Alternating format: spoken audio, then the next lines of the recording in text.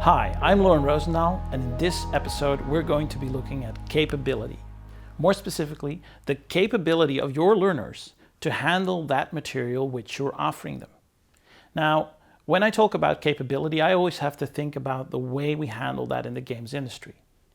I figured out I liked building games better than playing them when I was around age 11, and this hobby for me kind of got out of hand, so that by the time I left high school, some 3 million people played something that I worked on. And one of the things I remember so clearly from that time is how well we deal with the capability level of our players and matching the challenge that we offer them to that capability level. And when you match capability and challenge just perfectly, you end up in this sweet spot, which we call flow. And when you're in the flow, learning really does not feel like learning. And this is super interesting. Let's say, for example, I was to take some kid and pull him away from his Xbox or PlayStation game. And I say, hey, did you learn a lot? He'll burst out laughing because there's not, a thought in his head that he's learning something there. He's just playing a game. And nevertheless, when you're playing a game, you're actually in a continuous learning experience. In fact, this is what makes games fun. You just don't realize it because you're in flow. One of my favorite stories in this regard was told to me by a friend. He went by a cafe with a bunch of friends of his and he took his kids with him. And when they got there, above the bar, there was a big plaque which had all sorts of flags on it.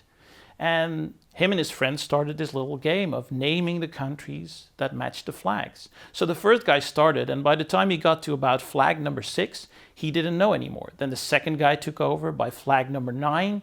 He didn't know either. And by the time they got to flag number 12, none of the 3 guys knew what country that flag belonged to. And by that time, his 9-year-old son had kind of gotten the idea of what the game was. So he continued on naming flag after flag, country after country, until he was about at flag number 40, where his dad interrupted him and said, "How in the world do you know all this?" And the kid goes, "Well, duh, I play FIFA, Dad." And this is such a perfect example of how video games deal with learning and how every video game is in fact a learning experience. And that keeping people in the flow is so important because they're picking up all this knowledge, they're doing all this learning without even realizing it, which is wonderful. Yet, when we go out into the real world, when we go into education, when we go into corporate training, we run into a completely different situation.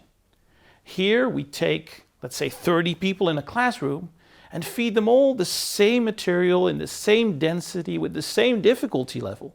And it's the same for e-learning, right? The only difference is we put 100 people behind a computer and once again teach them the same material in the same density with the same difficulty level. Well, what's the result of that? It's really simple. There's a large portion of people that end up in this zone we call frustration. They're basically not capable of handling the challenge level of the material. It's a little bit like handing a 9-year-old out of the blue a quantum physics book and saying, "Well, good luck learning, Johnny." That's just not going to work. So you got this one portion of your audience that's completely flummoxed. The material is flying past them and they just can't keep up. And then you've got the other portion of your audience, which are those people who are really good, they know a lot already, they could really make a difference for your company, let's say, and they are getting bored. They are mentally falling asleep because of hearing things that they've heard before, because of all these questions that they've answered before, all this knowledge they already have. And as they sort of fall asleep, they occasionally mentally snap out of it, listen for a second, hear something that they've already heard, and doze off again. And in this process, they're losing all the new knowledge that they would have otherwise been able to obtain in between the lines. And that basically means that as long as you're dealing with learning in this universal way, if you get very lucky, maybe some 20% of the people you're teaching will actually end up in that flow. And everyone else is either getting frustrated or falling asleep. And this is, of course, terrible because you're losing out on so much learning potential.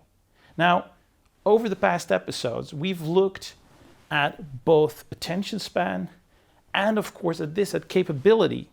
And those two fundamental principles, just those two principles, are really the key determinants when it comes to how much of the knowledge that you're actually offered also gets taken in and stored. But that doesn't mean we're there yet. Because in the next episode, we're going to look at retention.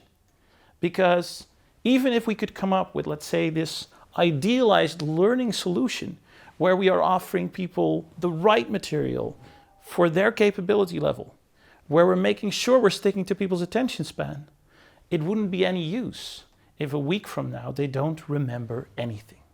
So if you want to find out how retention works and how you can deal with it, be sure to like and subscribe and follow this channel, and I'll see you in the next episode.